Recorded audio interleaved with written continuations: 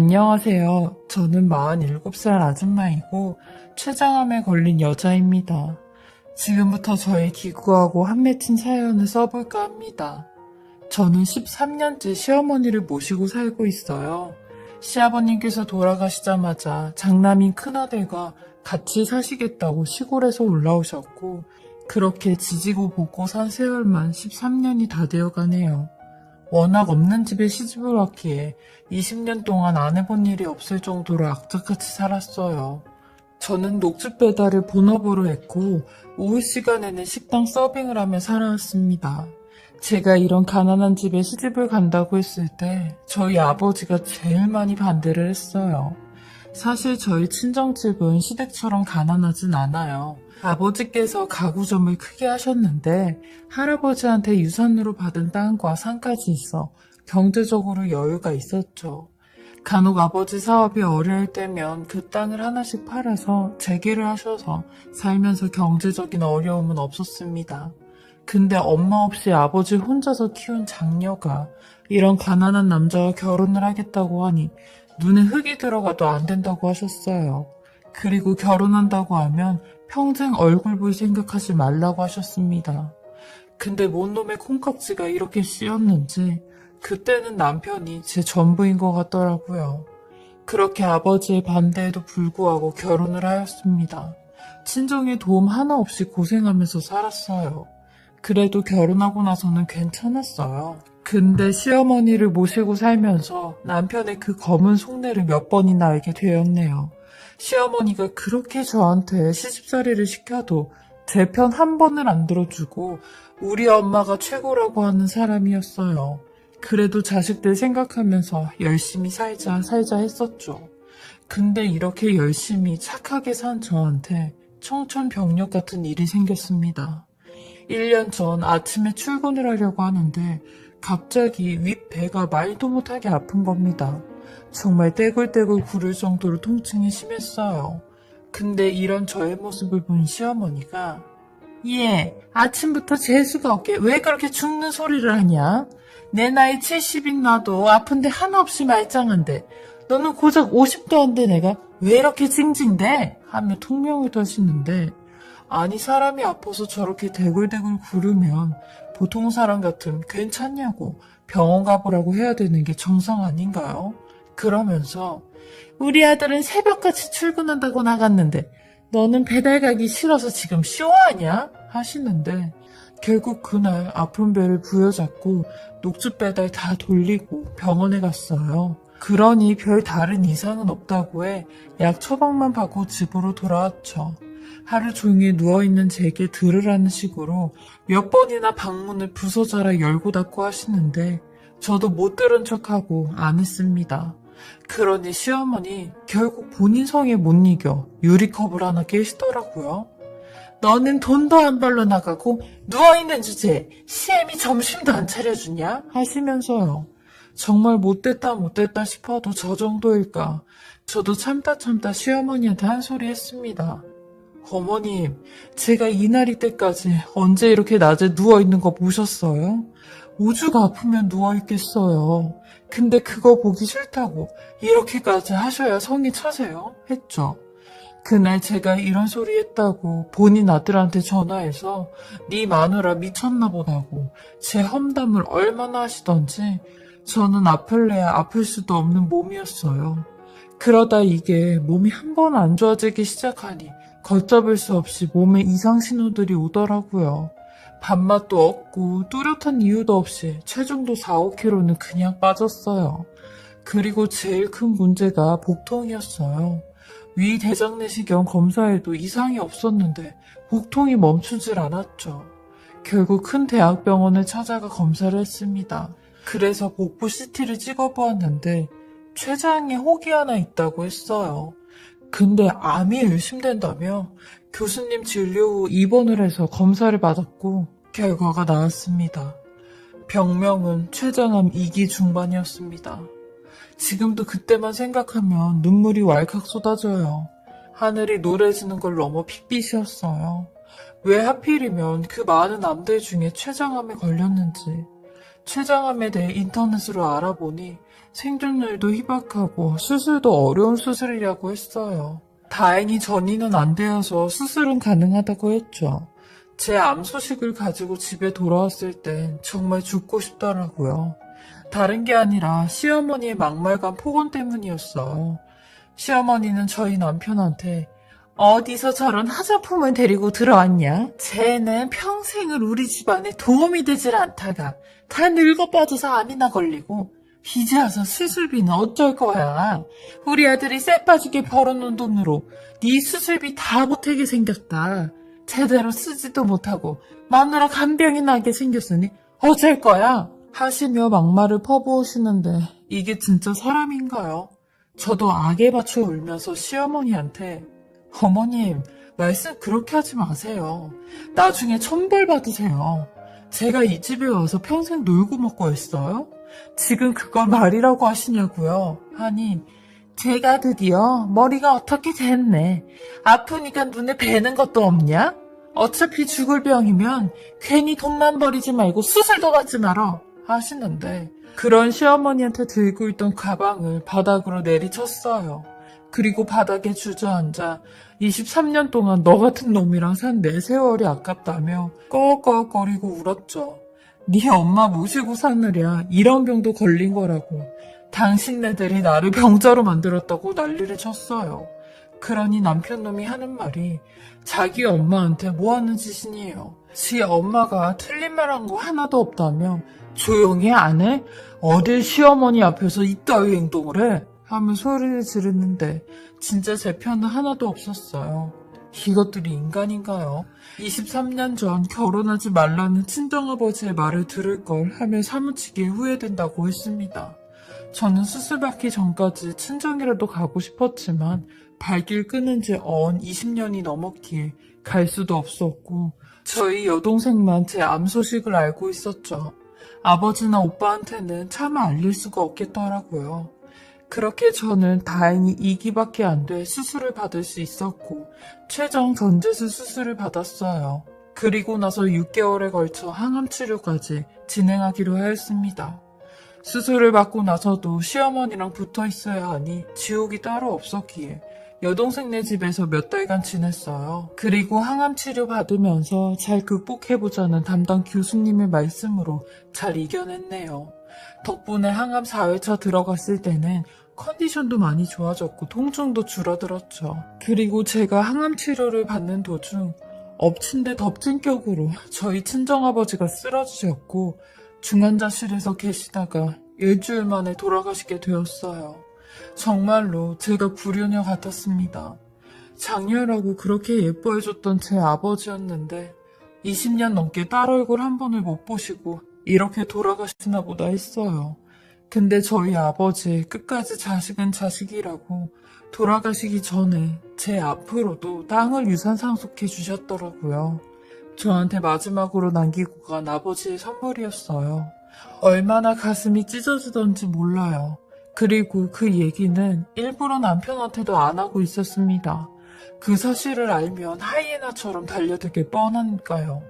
근데 남편놈이 저희 아빠 장례식장에서 사람들이 하는 얘기를 듣고 알게 된 겁니다. 그리고 당연히 그 사실이 시어머니한테도 들어갔겠죠.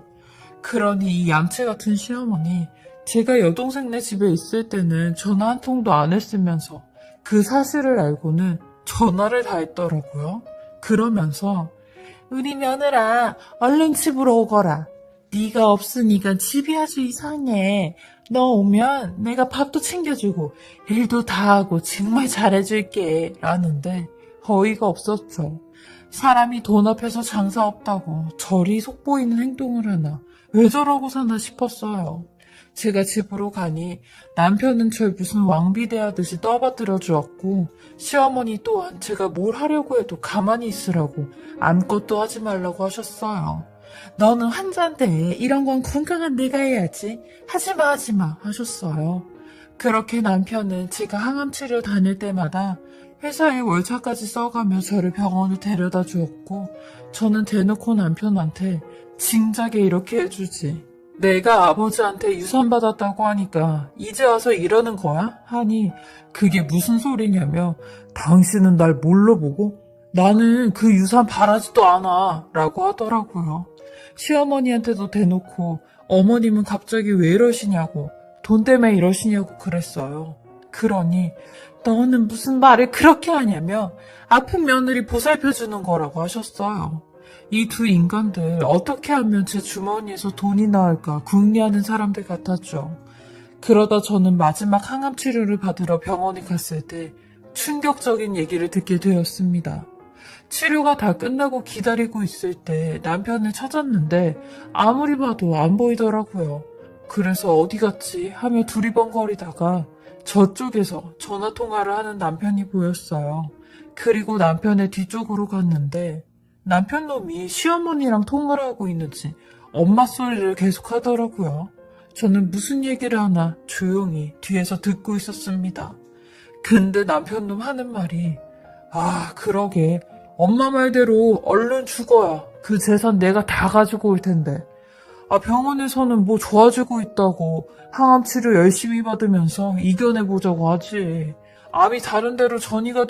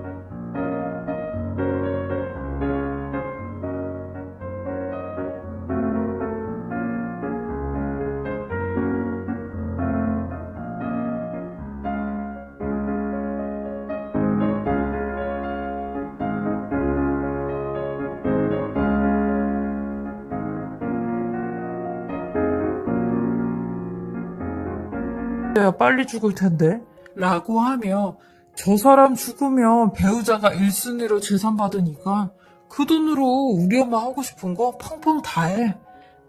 그럼 엄마가 물 떠놓고 기도라도 해봐. 빨리 저 세상 가게 라고 하며 쳐웃는 겁니다. 저는 그 말을 듣자마자 눈이 뒤집혀졌고 남편 놈 뒷머리채를 있는 것 잡아당겼어요. 그러니 아이씨 뭐야 하며 뒤를 돌아보더니 저인 걸 알고는 깜짝 놀라 전화기까지 떨어뜨리더라고요. 저는 그런 남편한테 야, 이 쓰레기 같은 놈아. 너나 네 엄마나 원래 이런 사람인지 알았지만 뭐? 암이 다른 데로 전이가 돼서 빨리 갔으면 좋겠다고? 네가 진짜 사람 새끼냐? 너 같은 놈 낳은 네 엄마도 인간이냐? 하며 가지나를 썼어요. 그러니 남편 놈 기겁을 하며 그거 자기 얘기한 거 아니야. 나 아는 사람 얘기야 라며 오해라고 하는데 저는 그런 남편 놈을 한 번 더 잡으며 내가 니들 가만히 안 될 거라고 하며 나왔어요. 그리고 집 들어가기 전에 법원에 가서 이혼 서류 하나 뗐습니다. 그리고 시어머니랑 남편은 면상에 집어 던졌어요. 시어머니는 왜 이러냐면 네가 오해한 거라고, 절대로 네 얘기한 거 아니라고 하는데 내가 진짜 등신으로 보여요? 당신들이 그따위로 말하면 내가 곧이곧대로 그러셨구나, 들을 줄 알았냐고요 하며 당장 이혼 서류 쓰라고 했습니다. 그러니 남편 놈은 죽어도 자기는 이혼 안 할 거라고, 내가 이혼 안 해주겠다는데 어쩔 거냐고 그러는데 저도 소송한다고 했어요. 그러니 시어머니, 네가 소송할 동안 몸이 더 안 좋아져서 재발이라도 하면 어차피 이혼도 못하고 나 치료받으러 다녀야 되는데 그 돈 다 우리 거 되는 거나 매한가지야 라고 하는데, 남편 놈도 거들며 당신이 소송하면 내가 또 항소하고 상고해서 3심까지 갈 거야. 그럼 당신이 그 소송 버틸 수 있을 것 같아? 라고 하는데 저도 문득 저런 생각이 드는 겁니다. 억울하게 이혼도 못하고 이 돈이 다 저 인간들한테 갈 텐데 그 꼴은 절대 못 본다 생각이 들었고, 내가 죽는 한이 있더라도 이혼은 하고 죽어야겠다는 생각이 들었어요. 그러다 암 환우 카페에서 개 구충제에 대한 정보를 알게 되었습니다. 말기암 환자들은 다른 희망이 없어 그거라도 먹는다는 사람이 꽤 많았어요. 얼마나 간절했으면 신라 같은 희망으로 개 구충제를 먹을까 싶었네요. 정말 제 맘과도 같았죠. 그리고 사람 구충제를 먹는다는 분도 있더라고요. 저도 이런 정보를 보고 인터넷이며 유튜댕이며 알아보고 공부를 하기 시작했죠. 그리고 남편 놈하고 시어머니한텐 일부러 그 약 먹는다고 거짓말을 했습니다. 그래야 제가 살 수도 있겠구나라는 생각을 할 것 같아서요. 전 두 인간들에게 나 개 구충제 먹을 거라고, 그거 먹어서 아주 악착같이 살 거라고 했어요. 끝까지 살아서 이혼 소송하고 이혼해서 내 재산 전부 다 지킬 거라고 했네요. 그러니 남편 놈도 개 구충제에 대해 알아보더니 얼굴까지 심각해지더라고요. 제가 진짜로 그거 먹고 살까봐 겁이라도 났나 봐요. 남편 놈 저런 태도에 역겨워서 정말 구역질이 다 났어요. 그놈의 돈이 뭐라고, 지 마누라가 죽는 것보다 그 돈을 더 중요하게 생각한다는 거 아니냐고요. 진작에 이혼을 했었어야 됐나 봐요. 저는 당장 이혼 전문 변호사를 알아봤고 이혼 소장은 접수를 한 상태예요.